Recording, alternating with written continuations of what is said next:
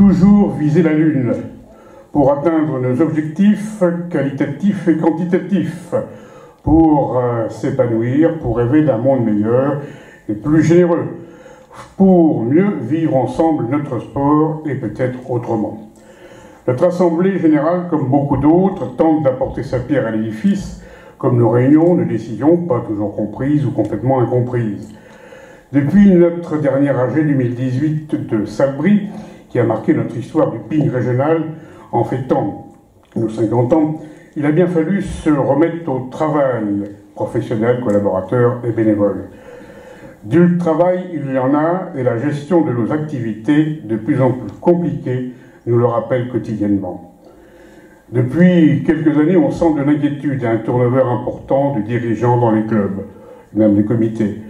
Le bénévolat s'essouffle et le nombre de circulaires et informations mal lues ou ignorées a tendance à aller crescendo, d'où nos nombreuses relances. Les uns et les autres se sentent parfois isolés.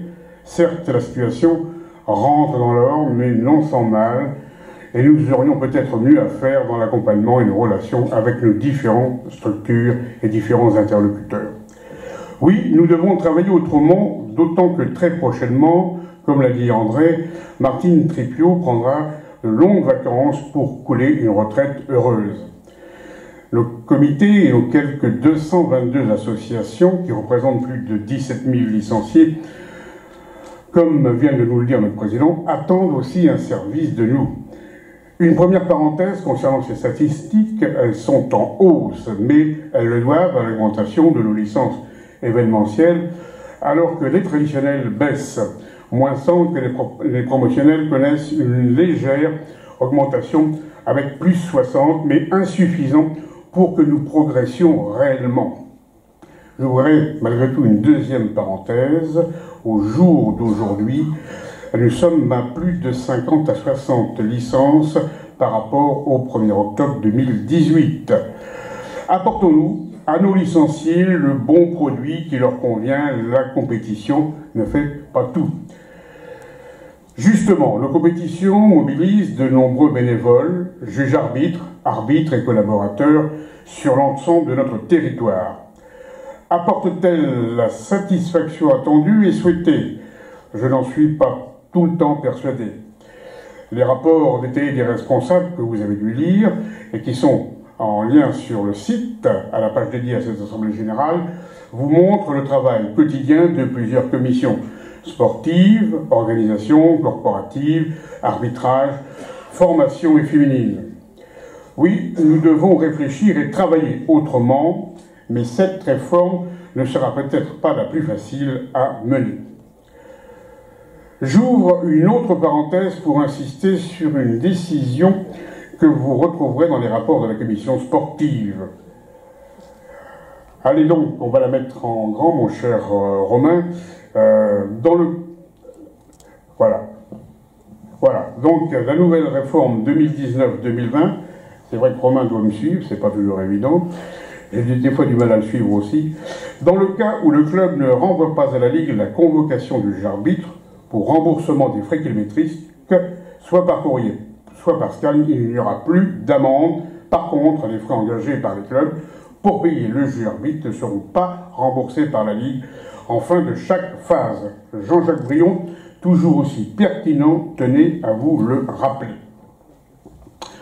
André Quignon a salué dans son discours d'ouverture nos champions et médaillés. Et je me joins à lui pour les féliciter également au nom de tous. Ils sont nos ambassadeurs et ces champions, vous les retrouverez aussi sur les différents clips et les différents rapports, là aussi en lien sur le site.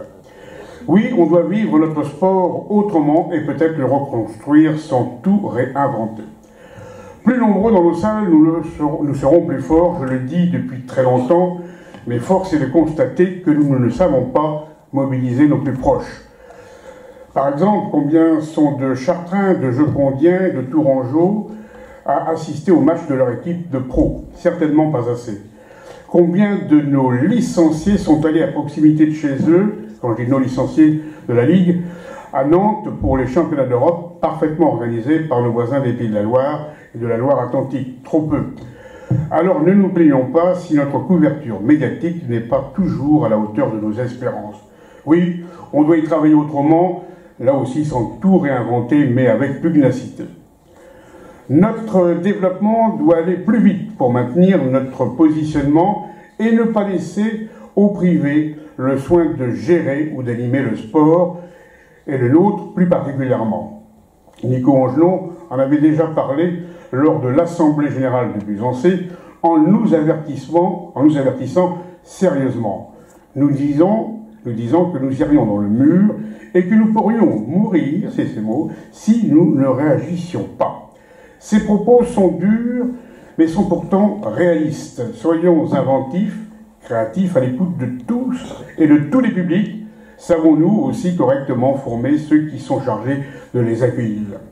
Alors oui, nous devons travailler autrement, mais ici, la fédération doit nous montrer le chemin.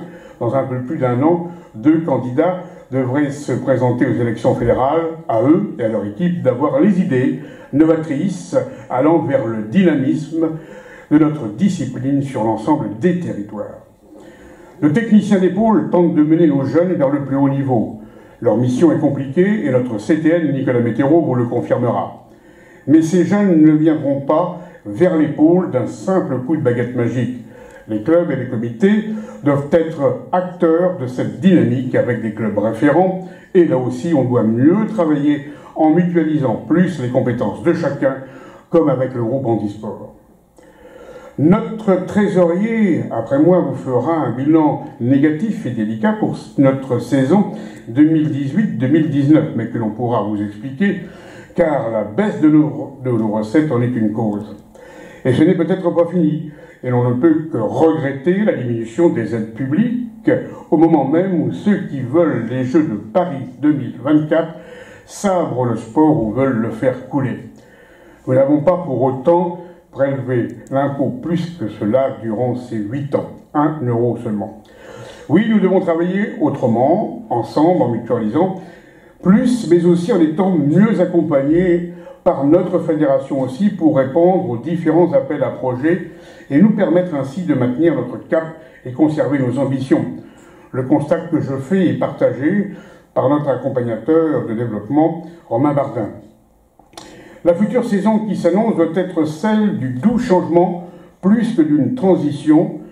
Je n'aime pas le mot transition parce qu'on a tendance à l'employer chaque année, alors après c'est plus une transition, pour nous permettre de rebondir lors de la prochaine Olympiade avec une nouvelle équipe, car notre président a choisi de passer la main. Le relais après 8 années de travail de tous les instants au service de notre discipline. J'espère que tous nos partenaires, direction régionale, conseil régional Centre Val-de-Loire et privé, fidèles et de tous les moments, que je salue et remercie, ainsi que notre fédération seront à nos côtés. Une page se tournera, et ces 10 mois à venir, en plus de la gestion du quotidien, administratif, comptable, sportif, technique, promotionnel, environnemental, fonctionnel, vont nous permettre de travailler tous plus et mieux ensemble pour notre discipline, tout en sachant aussi mobiliser autour de nos manifestations et organisations, selon les choix et les décisions qui sont prises nos adhérents.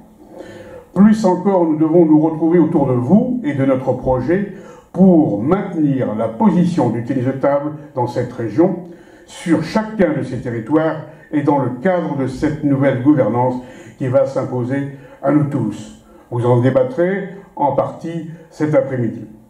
Mais je reste optimiste, parfois en colère, comme hier soir, mais jamais résigné. Alors oui, il faut viser la Lune, car même en cas d'échec, on atterrit dans les étoiles.